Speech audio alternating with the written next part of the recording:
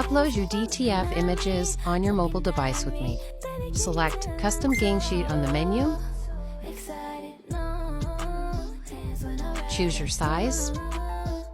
Build your own gang sheet. You're gonna go to Image, and then up at the top, Upload Image, choose File, Open.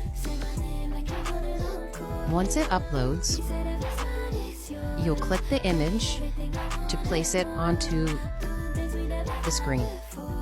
You can adjust the size by dragging the corner in, or you can select it and manually input your dimensions.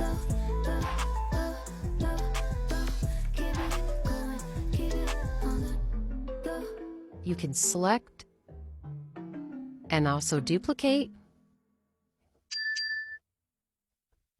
Choose the number of images you want. And once they're on the screen, you can move them around, dragging the corners to resize.